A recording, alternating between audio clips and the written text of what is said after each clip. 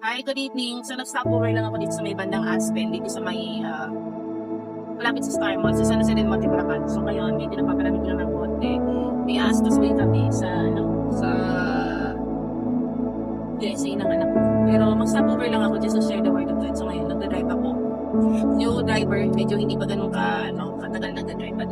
But yun nga, bali, lagi ako nagpe-pray na, syempre, safety, di ba? Kasi hindi natin hawak ang buhay natin. So, ngayon, share ko lang. Parang kanina kasi merong nag-input sa, alam ko si Lord it's the Holy Spirit. Pinaalala niya sa akin yung word of God na the just shall live by faith. So, kapag nagbabasa kasi ako ng Bible, most of the time hindi ko na natandaan yung mga verses. So, mangilan-ilan lang yung natatandaan kong mga verse na yung talagang naalala ko talaga kasi memorize. So, which only means na hindi ako isang perfect or magaling na kasi siya, no? Sa pagiging mananampalataya naman kay Lord, wala namang magaling eh. Diba?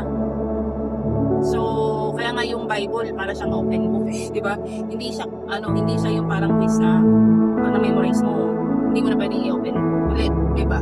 Kasi it's meant na lagi-laging bubuksan. Diba? Yun ang naiisip ko kasi. Na laging bubuksan yung Bible. Na lagi kang makikipag-communicate kay Lord. Kaya nga pagka ang isang Bible parang parang hindi mo nakikita na nabubuksan, di ba? Like walang mga tubi, walang mga sulat. Malalaman mo kapag hindi napabasa yung Bible dito. Kapag nai-stack lang yung Bible. Kasi walang parang indication na binubuklat siya lagi-lagi. So ngayon, pero matagal ko ng Kristyano, or sabihin na natin, marami naman sabi lahat Kristyano, di ba? Pero nagkakaiba lang kasi yan sa paano mo pinamumuhay, di ba?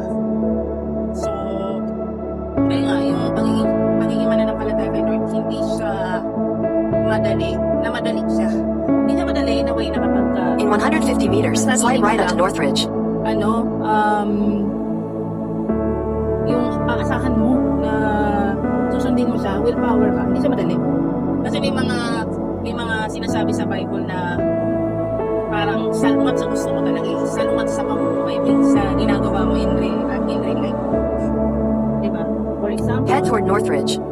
ikaw, In 150 meters, slide right onto Northridge. sabi sa Bible, hindi ka, ino-honor ni Lord yung kasal, di ba? Pero yung pamumuhay mo, dito, ayaw mo sa kasal, di ba? So, hindi siya madali na susundin mo siya sa willpower lang. Baka, iba yung paniniwala mo, iba yung paniniwala ng Bible. Ano susundin mo doon, di ba? So, yun. Pero, back to, yung sinabi kanina, the just shall live by faith.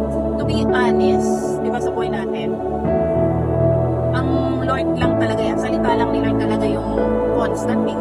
Everything changes. Even tayo, di ba? Bilang mananampalataya ni Lord, everything changes. Di ba? Ngayon, okay yung pakiramdam mo. Masaya ka. Bukas, malungkot ka na. Or mamaya, malungkot ka na. O ngayon, healthy ka. Or sagana ka. Isang ganyan lang. May sakit. Or di kaya, yung finances mo, parang kinain ng mga tama, ng locals, ganyan, di ba? So, hindi natin masabi talaga yung ng Lord talaga. So, ayun, bali, ito nga pala yung anak ko. Lagi ko itong pinagdadasal na sana, ko ba nawa, tumatulungan ako ni Lord na ang batang ito ay makapagsalita na ng maayos. Kasi medyo late talker siya. So, 9 years old na siya, pero hindi pa ayos ang kanyang pananalita. So, yun. So, the just shall live by faith. Kumbaga, everyday dapat tayong maniwala manampalataya kay Lord na hindi niya tayo papabayaan. Kahit ano pang circumstances mo, kung nasa baba ka man, or nasa taas ka man, kung sagana ka man, or may pagkukulang ka man, or kumbaga, sa lahat, sabihin na natin sa standard ng mundo, sa lahat. So, yun, the just shall live by faith. Ay, naku, kuya. I love you, kuya. I love you. So, yan po. So, yun na po siguro yung masashare ko. Nag-stop na talaga ako dito sa malapit dito. Medyo mainit. So, ayun lang po. Hindi tayo dapat magtiwala sa sarili nating pakiramdam, sa sarili nating pag-iisip, pag-unawa kasi minsan, kung ano yung kumbaga, kung ano yung gusto natin, hindi pala yun yung kalooban ni Lord para sa atin. For example, ikaw, gusto mo na mag-work from home, na work, gusto mo sa bahay ka lang. Pero iba yung kalooban ni Lord, na gusto niya, sa labas ka magtrabaho, hindi ka mag-work from home. So, ideal naman talaga sa totoo lang, kung isipin natin, ang mga nanay is mag-work from home. But there are parang alam ni Lord na hindi natin naiisip. Alam ni Lord na mas nakakabuti sa atin pero hindi natin naiisip kasi ang iniisip lang natin is yung mga challenges. Di ba?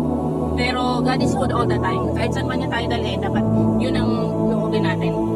Ako ang prayer ko ngayon is loobin niya na gustuhin ko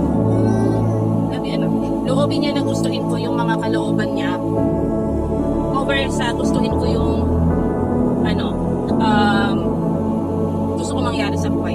Ano yan? Kahit na kunwari gusto ko yung isang bagay pero hindi yun yung kalooban ni Lord.